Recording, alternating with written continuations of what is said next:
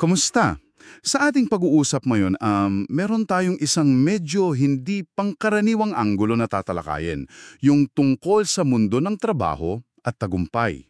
Ang pag-uusapan natin yung papel ng karakter sa pag-akit ng, alam mo yun, yung favor or biyaya. Meron tayong mga material dito, lalo na galing sa isang akda, yung Positioned for Favor. At susuriin natin, bakit nga ba sinasabi rito na yung integridad, yung kababaang loob, tsaka yung kadalisayan ng puso, mas importante pa raw sa talento o koneksyon? Yun daw yung susi sa pangmatagalang impluensya at, well, tunay na tagumpay. Naitanong mo na ba sa sarili mo, bakit parang may mga taong ang swerte? Yung parang magnet sila sa oportunidad? Samantala yung iba naman na parang kasing husay din nila, tila laging naiiwan o nahuhuli. Swerte lang ba talaga yon? O baka tamang timing lang? O siguro may mas malalim na nakaugat sa kung sino sila, hindi lang sa kung ano yung kaya nilang gawin. Sige, himayin natin to. Tara. So, based dito sa mga binasa natin, itong favor, alam mo, biyaya, galing man sa Diyos o sa tao, hindi raw ito basta swerte lang o aksidente. Sabi dito, relational daw ito. May kinalaman sa ugnayan at madalas dun daw ito namamalagi kung saan matibay yung pundasyon ng karakter. Oo, tama ka diyan. Hindi lang basta sumusulpot, may pinanggagalingan talaga. Oo, tama. May concept nga diyan na, parang ang ganda pakinggan yung unseen architecture. Yung bang hindi nakikitang arkitektura ng pagkatao natin.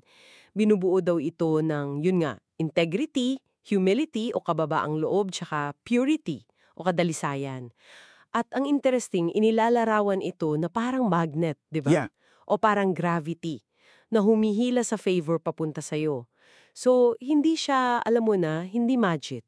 May resulta ito ng kung anong meron sa loob mo. Totoo. Lalo na ngayon, 'di ba, sa opisina, sa mga team, madalas ang tinitingnan yung skills yung kakayahan Pero may isang linya dun sa source na tumatak talaga sa akin. Skill may get you noticed but character keeps you trusted. Grabe. Ibig sabihin mapapansin ka sa galing mo, pero yung character mo pala yung magpapanatili ng tiwala. Mm. At lalo na ngayon, parang may credibility crisis nga daw Parang yung tiwala na mismo, yun na yung currency ng impluensya. Hindi na lang yung titulo o posisyon mo. At kung i-connect natin yan, may isang mabigat na punto pa dun sa source mo. Sinasabi doon na ang integridad daw, yun yung pinakamahalagang yaman sa leadership ngayon. Baka mas mahalaga pa daw sa innovation. Wow, talaga. Higit pa sa innovation. Oo. Bakit daw? Kasi siguro sa panahon natin ngayon, mas transparent na lahat, 'di ba? Dahil sa tech, yung pribado nating buhay, kung sino tayo pag walang nakatingin, madali nang maging public reputation din natin. Mahirap nang magtago. At dito lalong nagiging interesante yung usapan. Kasi may isang example na ulit-ulit na binabanggit Yung kwento ni Joseph sa Ehipto. Isipin mo yun, galing siyang bilanggo, tapos ilang oras lang pagharap kay Pharaoh, boom! Pinaggatiwalaan na agad ng buong imperyo sa gitna pa ng crisis. Grabe nga yun. Hindi man lang hinanapan ng resume, 'di ba? Nakakagulat. Ano kaya nakita ni Paro? Higit pa dun sa galing niyang mag-interpret ng panaginip. Mukhang hindi lang talaga yung skill sa pag-interpret yung tumatak kay Pharaoh Kasi nung tinanong siya, ang sagot ni Joseph, base sa Genesis 41:16, hindi pagyayabang Sabi niya, hindi po sa aking galing ito. Ang Diyos ang magbibigay ng kasagutan para kay Pharaoh. Ah, Sa simpleng sagot na yon, sabi ng source, kita na daw yung tatlong katangian na parang pundasyon ng tiwala. Una, yung humility o kababaang loob. Hindi niya inangkin Pinakita niyang tagapamamahala lang siya ng kaalaman na galing sa iba sa mas mataas. Dahil doon, hindi siya naging threat kay Pharaoh. Naging katuwang siya. So yung humility, hindi pala weakness, tamang pagkilala lang. oo nga no, hindi siya kompetensya. Pangalawa, purity o kadalisayan. Malinaw yung intention niya Hindi para sa sarili niya, para makatulong talaga masolusyonan yung problema ng Ehipto.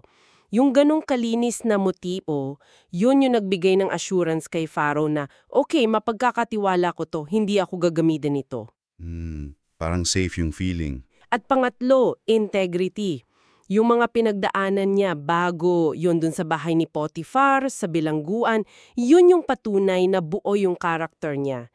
Hindi nababali kahit anong sitwasyon. Yung integrity na nasubok na sa mga panahong walang nakakakita, walang papuri, yun yung nagbigay ng kumpiyansa kay Pharaoh. Okay. So, dumaan na siya sa stress test, kumbaga. Kaya ang isang mahalagang aral siguro dito para sa iyo na nakikinig ay ito. Yung favor, yung biyaya, hindi yan magid. Madalas, resulta yan ng mahabang paghahanda. Yung mga taon ng pagsubok ni Joseph, yun yung humubog sa kanya para ready na siya nung dumating yung opportunity. Yung nakita ni Pharaoh, hindi lang yung tao, kundi yung bunga ng matagal ng pinanday na pagkatao. Tama! Parang yung favor, hindi lang basta dumating. Lumapag ito, dumaong sa isang pundasyong handa. At yun nga, binibigyang diin sa mga material yung 3 haligi na ito. Parang nire-recap lang natin yung kay Joseph eh. Una, integridad. Yung pagkakaisa ng isip, salita, gawa. Ito daw yung pangunahing haligi, yung load-bearing pillar, kumbaga. Ito yung nagbibigay ng seguridad, ng predictability, gaya nung sabi sa Proverbs 10.9, ang lumalakad ng may integridad ay lumalakad ng ligtas. Pag alam mong totoo yung tao, may tiwala ka, di ba? Nakatagong batubalani. Hindi ito yung pagiging mahiyain lang, kundi yung pagiging bukas. Bukas matuto, tumanggap ng koreksyon, umaming hindi mo alam lahat, ito daw yung nagbubukas ng pinto na sinasarado ng yabang. Nabanggit din si Esther dito, di ba? Yung tapang niya galing din daw sa humility. Oo, nabasa ko nga yun. Interesting. Tapos pangatlo, kadalisayan o purity. Ito yung stabilizing force. Kalinisan ng puso, isip, lalo na ng motibo. Ito yung tumitiyak na malinaw yung vision mo, hindi nababahiran ng self-interest. Para maging daluyan ka ng blessings, hindi harang. Parang si Daniel daw sa Babylonia, na natining tapat kahit iba yung kultura. Naalala ko tuloy yung Psalm 24. Sino aakyat sa bundok ng Panginoon? Yung may malinis na kamay at dalisayan na puso. Grabe, ang lalim nun. Kung gayon, ano ang takeaway natin dito para sa iyo na nakikinig sa modern workplace or kahit sa personal na buhay? Yung mga katangiang ito, trustworthiness, reliability, honesty, humility, ethical conduct, ito yung nagpapatibay ng tunay na impluensya. Ito yung nagtatayo ng matibay na relasyon.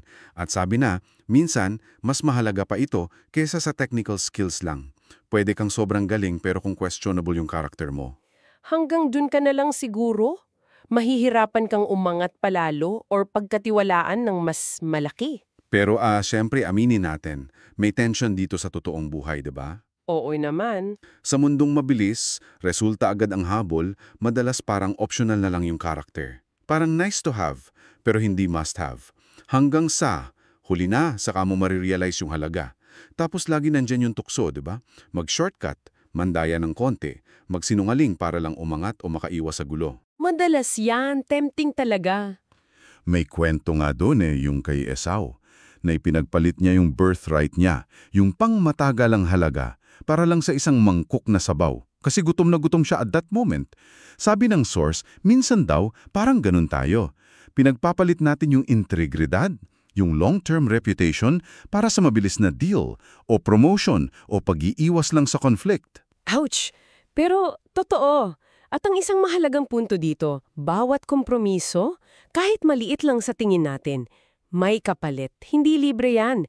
Pag isinakripisyo mo yung mga haligi na pinag-usapan natin, pag integridad yung binitawan mo, nako, ang epekto niyan, gungguho yung tiwala, yung kredibilidad mo. At pag nawala yan, grabe ang hirap ng ibalik, parang basag na salamin. Oo, mahirap idikit ulit. Pagkababa ang loob naman yung isinantabi mo. Pwedeng sa una mukha kang malakas, magaling ka, pero ang totoo, nagtatanim ka ng sama ng loob. Tinataboy mo yung mga posibleng kakampi mo, sinasara mo yung pinto. Nagiging isolated ka pala. At pakadalisayan ng motibo ang nawala. Ayun, nagkakalamat yung mga relasyon, nasisira yung collaboration, at higit sa lahat lumalabo yung judgment mo kasi may halo ng pansaliling interes eh. Nagiging biased yung decisions. May mga examples pa nga sa Bible na binanggit. Si Haring Saul nawala ng kaharian dahil paulit-ulit na kompromiso. Si Gehazi, lingkod ni Elisha, nagkaketong dahil sa kasakiman. Malinaw yung mensahe eh. Hindi pwedeng magsama yung tunay na favor at yung paulit-ulit na kompromiso sa karakter. Para kang nagtatayo sa buhangin. Babagsak din. Talagang hindi pwede, magkaaway sila eh. So, kung ganito pala ka-critical ang karakter at kadelikado ang kompromiso, paano natin mapapatibay yung sarili nating pundasyon? Isang mahalagang payo dun sa material, patibayin natin yung ating mga non-negotiable values o di matitinag na prinsipyo. Yung mga bagay na hinding-hindi mo isusuko, ano man ang mangyari. Dapat malinaw na to sa'yo bago pa dumating yung mga pagsubok. Hindi ito yung pabago-bago, depende sa sitwasyon. Parang mga boundary mo na hindi tatawirin. Kaya nga, may parang exercise or pagninilay na minumungkahi para sa'yo na nakikinig. Subukan mong maglaan ng konting oras. Maybe after this, isipin mo, ano yung 3 prinsipyong talagang pinaka-importante sa'yo? Na hindi mo isusuko, isulat mo. Kahit simple lang, halimbawa, lagi ako magsasabi ng totoo. O kaya, tratuhin ko lahat ng may respeto. O, hindi ako mandadaya. Ito yung magiging pundasyon mo. Oo, kailangan isulat para mas malinaw at hindi raw sapat na alam mo lang sa isip. Kailangan itong i-internalize. Isa puso mo. Gawin mo parang compass na gagabay sa mga desisyon mo. Lalo na pag pressured ka. May suggestion pa nga na isulat mo tapos ilagay mo sa lugar na lagi mong makikita. Sa desk, sa journal, kahit sa salamin, pang-remind lang. Oo, para visible reminder. Tapos gamitin mong filter. Okay, itong gagawin ko, pasok ba to sa non-negotiables ko? Tapos, importante din daw yung regular na self-check. Parang integrity audit sa sarili. Nasusunod ko pa ba to? Self-awareness din pala. Gaya nung paalala sa Proverbs 4:23. Higit sa lahat, ingatan mo ang iyong puso sapagkat dito nagmumula ang lahat ng daloy ng buhay. Yung values mo, parang yun yung guardrails ng puso mo. Yun yung nag-iingat sa daloy ng buhay mo. Yung influence, relationships, future. At ito rin yung naghahanda sa'yo para matanggap at higit sa lahat, masuportahan yung bigat ng favor pag dumating na. Kasi may kaakibat na responsibilidad yun eh. Laging may responsibilidad, hindi lang puro biyaya. So, bilang pagbubuod sa ating paghimay ngayon, ang pinaka-ideya na ginalugad natin mula sa sources ay ito. Yung ating karakter na hinubog ng integrity, humility at purity, yun yung unseen architect na hindi lang umaakit, kundi sumusuporta din sa tunay at pangmatagalang favor. Sa buhay man o sa trabaho.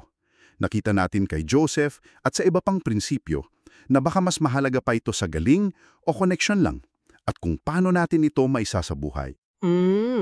At siguro isang taalala na dapat nating tandaan, yung favor, hindi siya parang lottery na tsamba lang. Mas maganda yung description na ito ay isang landing, isang paglapag. Lumalapag ito sa isang pundasyong matibay at handa. At yun yung character natin. At pag lumapag na, kasama nun yung responsibilidad na alagaan ito, gamitin ng tama para sa mas malaking purpose. Hindi lang pansarili. Yun, may pananagutan. Kaya iiwan namin sa iyo na nakikinig ang isang tanong o hamon para pagnilayan mo. Kung totoo ngang ang karakter ang isa sa pinakamahalagang puhunan ng impluensya at pundasyon ng biyaya, ano kaya ang isang maliit pero tiyak na hakbang na pwede mong gawing ngayong linggo para mas mapatibay pa yung unseen architecture mo, yung integrity, humility, purity mo. Tandaan, hindi naman ito karera para maging perpekto agad. Ang mahalaga ay yung patuloy na pagpili, yung pagkilos ng naaayon sa mga prinsipyong pinaniniwalaan mo gaano man kaliit yung hakbang sa simula. Hanggang sa susunod nating pagimay.